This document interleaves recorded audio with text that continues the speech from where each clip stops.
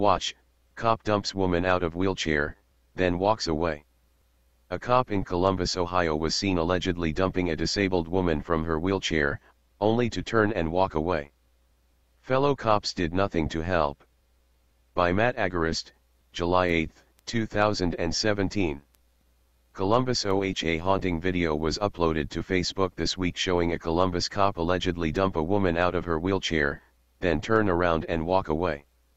The incident reportedly happened at the Huntington Bank building at Senator Rob Portman's office during a health care protest. According to Fox 28. National Adapt, an activist group on behalf of the disabled, was inside the lobby of the senator's office with the hopes of arranging a forum to discuss the potential issues that will arise for those on Medicaid, specifically the cuts to it and caps on coverage, under the proposed health care plan. The goal was for the senator to give them a firm no that he wouldn't support the health care repeal. Some of Portman's staff members said they took notes of the complaints, but it ultimately wasn't enough for those who wanted to speak directly to the senator. Portman has said he doesn't plan on supporting the legislation, citing concerns about what it would do to Medicaid. Many fear that he could change his vote to a yes. The protests began on Thursday and continued over to Friday morning after several of them staged a sit-in at Senator Portman's office at Huntington Plaza in downtown Columbus office. Some of them even slept in the Portman's waiting room overnight. Approximately 15 people were arrested during the protests while many others were physically removed. Several videos were posted to Facebook of police forcefully removing protesters from the office, many of whom were in wheelchairs. However, the video of the officer dumping the woman on the ground is by far the most disturbing. Advertisement. Read more. Ominous proposed bill requires computers to have built-in function to block pornography. Below is one video showing multiple people, including those with disabilities, being brutalized by officers with the Columbus Police Dispatch. As the brief video below begins, the officer appears to dump the woman from the chair. Once the officer realized they'd just been caught in the act, the officer appears to turn around and walk away. Although the video is brief, none of the multiple cops standing around the woman immediately try to help her. Luckily, we were told, the woman survived the fall and is okay. It is also important to point out that it may not have been intentional, but the response of turning around and walking away certainly was. One Facebook user pointed out that she is in a wheelchair and people almost tip her over all the time. I use a wheelchair at times and people who don't have experience have almost thrown me out at times. The officer in front blocks us from seeing exactly what happened. But accident or on purpose, that officer and all the others should have rushed in to help once she was knocked to the floor. We are dangerously close to being a police state. Regardless of your views on the health care debate, which TFTP has shown is a dog and pony show at best, no one should be treated like this, especially those with disabilities. Sadly, this type of treatment of those with disabilities is not uncommon. Just last month, TFTP reported a similar protest in Washington, D.C., at which multiple disabled people were assaulted and forcefully removed from the Capitol building while peacefully protesting. Read more. These cops in Utah showed a surpassing level of humanity this holiday season. That protest took place outside the office of Majority Leader Mitch McConnell, who proposed the health care bill to which the group is opposed. According to Capitol Police, they arrested 43 people for their roles in the protests. The D.C. protest was also organized by ADAPT, a disability rights organization, whose protest targeted the bill's cuts to Medicaid for low-income Americans. The freedom of speech is not reserved for some quiet protest in a cordoned-off safe zone far away from politicians.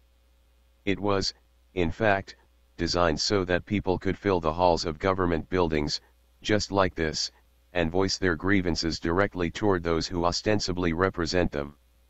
Sadly, however, that notion is now dead in this country. Hey Charlotte County, this is Charlotte County COPWATCH, and I wanted to explain what fair use is. You can use pieces of news articles if you're doing it for news reporting, you have commentary, and you're doing it for education purposes. So that's what fair use is, as you can see right here. Another reason why I wanted to make this video is to let you know I have just joined with Patreon. A nice thing with Patreon, I make no money on YouTube. They took the money away years ago, and so this is another way to give, and it's a nice thing too because you can give monthly.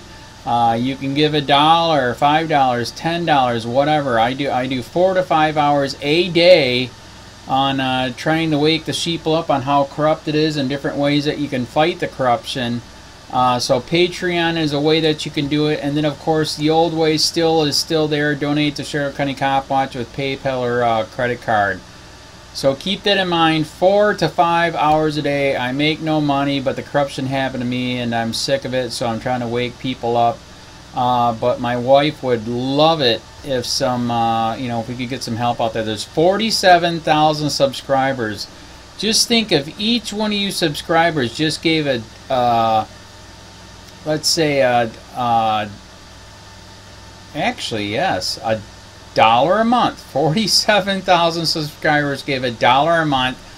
That would be awesome. That's not going to happen. But anyways, that would be great if it did happen. But, do the math in your head. Just think about it. Like I said, 4 to 5 hours a day. I get no money from YouTube. YouTube has gone nuts. You can't do anything anymore. They're taking the money away everywhere. So these are a couple different ways that you can still help out with all this time that I put in. And as you know, I'm in a special situation where, at least I can do it. 4 to 5 hours a day. We have a cleaning company during the day. That's what allows me to do this, and we're debt free. So this is my hobby. I don't go fishing and all that other crap. I try to save the world. So help me out to make the wife happy, man. In fact, if you guys did give $1 a day, and there was 47,000 of you, and you did it, and each of you gave $1, and that was every month, oh my God, yes, I could quit. I could start suing them. Another idea too that we have is, if I got, some funds, we could actually contact everyone that has been ticketed and or arrested and put in jail and start sending them postcards to let them know we're here, and to see if everything went all right, and if it didn't, find out their story. So we could even do more investigations and more lawsuits. Lawsuits take money. So just think about that. 47,000 of you so far right now. $1 a day. $1 a month on Patreon, or $5 a month Patreon, 10, 20, whatever.